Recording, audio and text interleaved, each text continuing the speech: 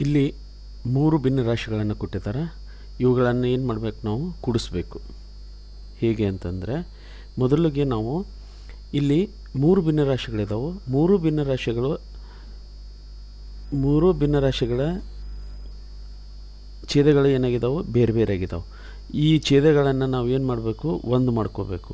ಒಂದು ಮಾಡ್ಕೋಬೇಕಂತಂದರೆ ನಾವೇನು ಮಾಡಬೇಕು, ಲಸನ ತಗೋಬೇಕು. ಹೆಂಗಂದರೆ 2, 3, 4 ಇದಾವೆ. ಇವು ಛೇದಗಳು. 2 ಒಂದಲೇ 3 ಹಾಗೆ ಬರ್ಕೋಬೇಕು. 4ಕ್ಕೆ 4 ಮತ್ತು 3ರಿಂದ 1ಕ್ಕೆ 1, 3 ಒಂದಲೇ 4. ಇನ್ನು 4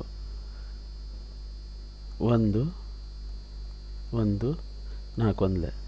ಇವೇನಾದವು ಶೇಷಗಳು ಇಲ್ಲಿ ಒಂದಾಯ್ತು. ಇವನ್ನೇನು ಮಾಡ್ಬೇಕು, ನಾವು ಗುಣಿಸ್ಕೋಬೇಕು.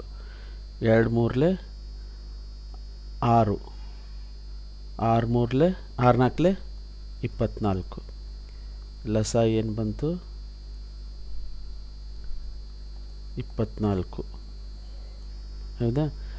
ಈಗ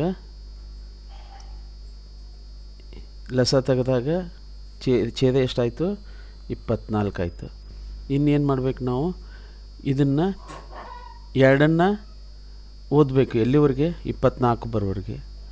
2 12 24, 3 8 24, 4 6 24. ಹೌದಾ? ಇಷ್ಟಾದಮೇಲೆ ಇವನ್ನೇನು ಮಾಡಬೇಕು, 12 1 ಅಂಶ ಒಂದಿದೆ, ಇದು 12 ಇದೆ. 12 ಒಂದಲೇ 12 ಪ್ಲಸ್ 8 2 16 ಪ್ಲಸ್ 6 3 18. ಇವಷ್ಟು ಕೂಡಿಸ್ರಿ. 12 16 18 ಇದೆ. 8 6 14, 14 2 16, ಕೆಲ ಬಂತು 1 1 2 3 4 46. ಈ 3 ಕೂಡಿಸಿದಾಗ ಎಷ್ಟು ಬಂತು, 46 ಬಂತು. ಛೇದ 24 ಇದೆ. ಇದನ್ನು ನಾವೇನು ಮಾಡಬೇಕು, ಸುಲಭ ರೂಪದಲ್ಲಿ ಬರಿಬೇಕು. ಹೇಗೆ ಅಂತಂದರೆ 2ರಿಂದ ಭಾಗಿಸ್ರಿ.